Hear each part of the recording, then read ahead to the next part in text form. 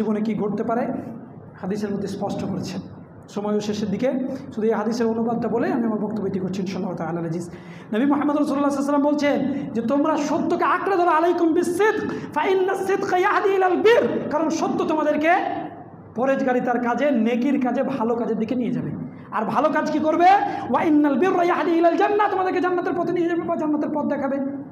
তারপরে বলছেন যে ওমা ইয়াজিলুর রাজুলু ইয়াসদাকু ওয়া ইয়াতাহাররারুস সাদকা সিদকা হাত্তা, একজন ব্যক্তি চেষ্টা করে যাবে, প্রচেষ্টা করবে সত্যের উপরে থাকার জন্য, অতঃপর একটা সময় কী হবে? হাত্তা ইউক্তাবু ইনদাল্লাহি সিদ্দিকা, আল্লাহর কাছে ওই ব্যক্তিকে কী করা হবে? সিদ্দিক বলে আল্লাহ রাব্বুল আলামিনের কাছে তার জন্য লিপিবদ্ধ করা হবে, সত্যের পথ ধরে থাকার জন্য।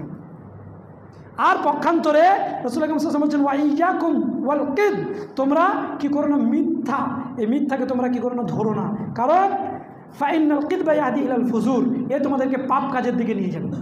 একটা মিথ্যা আপনি দেখেন হাজারো মিথ্যা তৈরি করে, একটা মিথ্যা হাজারো মিথ্যা তৈরি করে।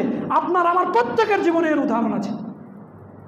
আপনি কোনো একটা অন্যায় জায়গাতে বসে আছেন, কেউ ফোন করলো, ভাই কোথায় আছেন? এই আছি একটা এখানে। কোথায় তো বলেন না, তখন আপনি বলবেন না সত্য কথা, মিথ্যা। ঠিক আছে, আসছি না, এখন আসতে হবে না, আমার এখন এই দেরি নাই, তাও আপনি বলবেন দেরি হবে। অমুক তমুক হাজারো মিথ্যা তৈরি হবে। এবং এই যুগে আমার দেখা যে এই মিথ্যা, একজন ব্যক্তি তার ছোট্ট শিশু কোনোদিন মিথ্যা কথা বলে না, তো ও বাড়িতে আছে, পাওনাদার টাকা চাইতে এসছে, তো ওর ছেলেকে ও ঘর থেকে পাঠিয়ে দিয়ে বলছে আব্বু গিয়ে বলো আব্বু বাড়িতে নেই, আব্বু বাড়িতে নেই, পরে আসবেন। ও নিচে গিয়ে ছোটো বাচ্চা গিয়ে বলছে আব্বু বললো আব্বু বাড়িতে নেই, আপনি পরে আসবেন। এখনকার যুগের কথা। তাহলে শেখাচ্ছিটা কি? আমাদের আদর্শটা কি? আমি মুসলিম না অন্য কিছু? কার আদর্শ ফুটে ওঠা উচিত আমাদের জীবনে? সত্য বলতে এত ভয়। অতএব ন্যায় ও সত্যতা, এটা আমাদের সমাজ, সোসাইটি, সব জায়গাতে আমাদেরকে এটা মাথায় রাখতে হবে। কারণ মিথ্যা আমাদেরকে পাপার দিকে নিয়ে যাবে, পাপ আমাদেরকে জাহান্নামের দিকে নিয়ে যাবে। আর মিথ্যায় পতিত হতে হতে একটা সময় মানুষ কি বলছে, ততক্ষণ পর্যন্ত একটা সময়ে গিয়ে কী হবে? আল্লাহর খাতায় সে মৃত্যু হিসাবে পরিগণিত হবে। সুতরাং মিথ্যা থেকে আমাদেরকে বেঁচে চলতে হবে।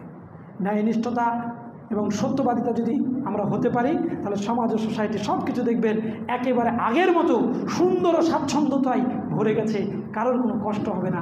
আল্লাহ রাব্বুল আলামিন যেন ন্যায়নিষ্ঠবান এবং সত্যতা নিজেদের জীবনে, প্রত্যেকের জীবনে এই গুণটাকে গড়ে তোলার আল্লাহ রাব্বুল আলামিন তৌফিক দান করেন। আল্লাহুম্মা আমিন। বারাকাল্লাহু লানা ওয়া লাকুম ফিল কুরআনিল আযীম।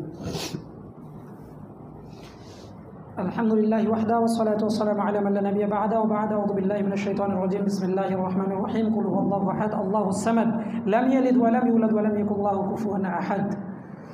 اللهم صل على محمد وعلى آل محمد كما صليت على إبراهيم وعلى آل إبراهيم إنك حميد مجيد।